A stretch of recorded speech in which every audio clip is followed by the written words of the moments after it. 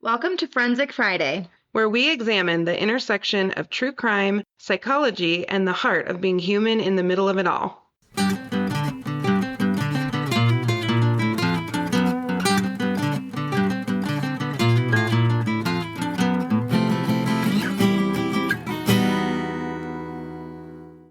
All right.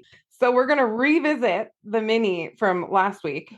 Yes, well, we have to because you left everyone in this depressed state. In despair. Yeah, they're like, well, my relationship's doomed because of Janine. I think I was a little punchy because we had recorded that whole thing that got deleted. So I think I was just like, this is the worst. If you have any of the horsemen, like you're sunk, your relationship's screwed, it's actually not true. All relationships have some of the horsemen. I do think if you have contempt, you're in a bad way. But the truth is, a lot of relationships have some of these. Doesn't John Gottman say if you're in contempt or the phase of macro stonewalling, you're kind of screwed? Oh, yeah. Contempt is his number one predictor of divorce. Yeah. Which is so interesting. So, what Nat and I want to do today, and it's, cozy outside. I'm feeling much better about life and relationships. Great. We're going to talk about the antidotes to the Four Horsemen. So, these are the positive things that you can work on in couples therapy or just in your relationship that will quite literally stop the Four Horsemen in their tracks and get your relationship into a better place. Perfect. So, I was wondering if you want to tackle the first one. We'll just go in the same order we did last week. Yeah. So I think the first one was criticism. Yeah, we can remind everybody too. What's criticism? Yeah. So criticism is verbally attacking personality or character. So the antidote to that is a gentle startup. So essentially, talk about your feelings using I statements and express a positive need. How do you express a positive need? Well, I was just going to ask you that. Give me an example of what that means. So I think a couple of things. Number one, it's talking about a need in a more positive way. Mm-hmm. But sometimes one of the best ways we can get something is if we can frame it positively. So it might look like, I love when we get to spend time together. I'm really needing more time with you. Mm-hmm. Mm-hmm. Right? Or I'm feeling disconnected because I haven't seen you. And I know I just always feel better and love our time together. Like you're framing it in a much softer way.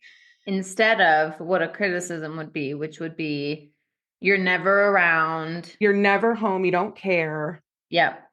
And there's literally with John Gottman, the thing I love so much, he's so practical. So Nat and I do emotion focused therapy, EFT, but then we also do Gottman with our couples. And the thing I love about Gottman is there's just such practical skills that we can give couples. And I think every couple feels better when both people are trying to use a skill because it shows investment in the relationship. So the gentle startup, he actually has a sheet, like a literal sheet you can download off of his website that talks about what this is. Like, what are the steps to a gentle startup? And it's so good.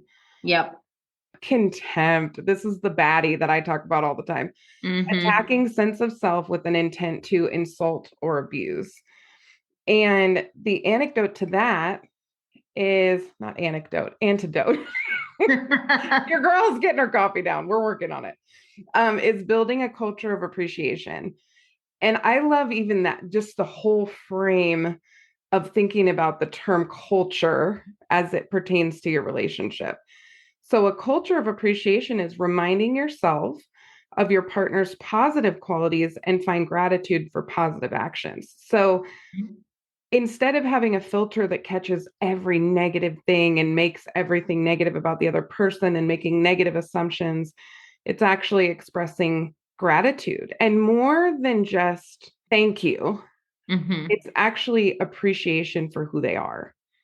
Well, and in your own brain, reminding yourself of their positive qualities, because if I'm going into any conversation or conflict with, in my head, well, they're just XYZ, Right. right?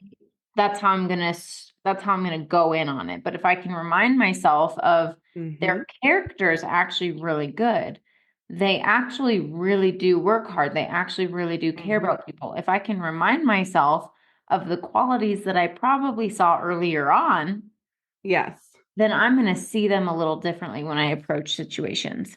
and I'll respond differently. Absolutely.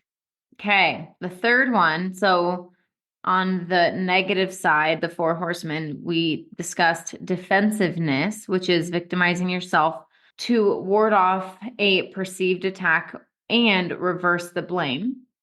So the cure to that is take responsibility, accept your partner's perspective, and offer an apology for any wrongdoing. So let me just be clear. This doesn't mean that you take ownership of the whole situation. That's right. You take ownership of your piece of the pie.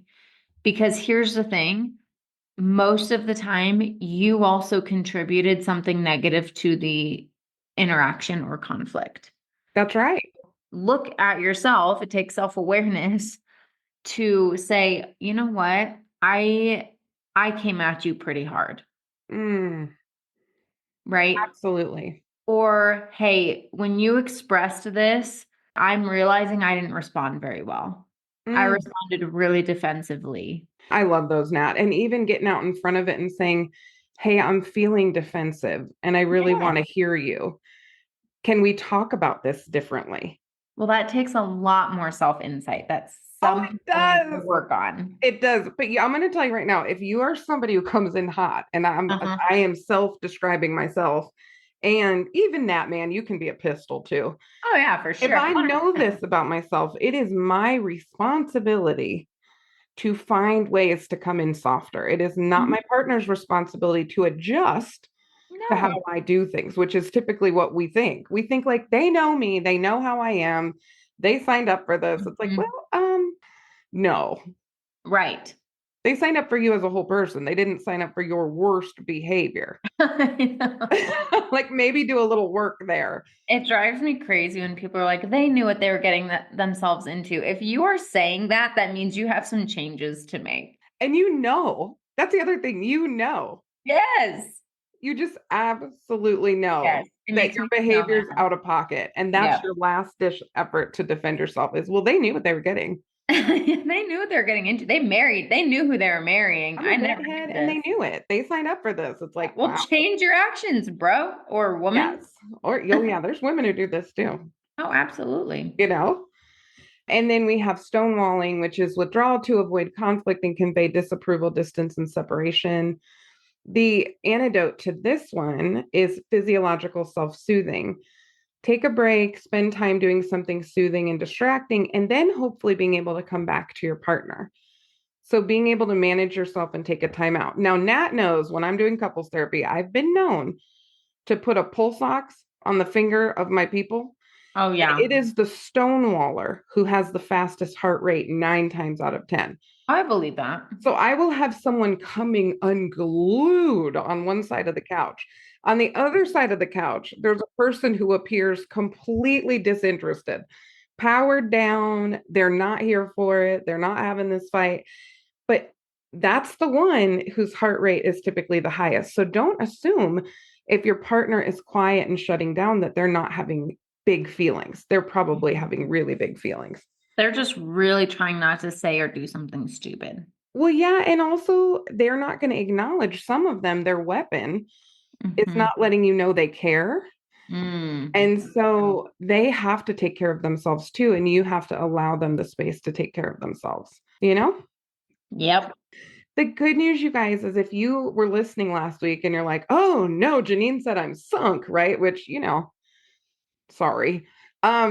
If you were one of those people, please, first of all, check these out. But second of all, get in with a really good couples therapist. And there are a lot of them. You can even DM us and we will send you referrals. Yep. Because we know a lot of good folks. We know lots of people in Denver, but also we have networks all over and we can try to help you find somebody great. A good couples therapist is a total game changer. Absolutely. Yeah. My dad worked with a guy, one of the funniest and smartest guys my dad ever worked with. He would go to therapy with his wife once a year and just air it all out. They would just air out a year's worth of stuff and then they would laugh and they were great. That was their method. I don't recommend that. I'm just saying it was That funny. doesn't work for everybody. It was a time when therapy was actually less accessible and less accepted than it is now. Yeah.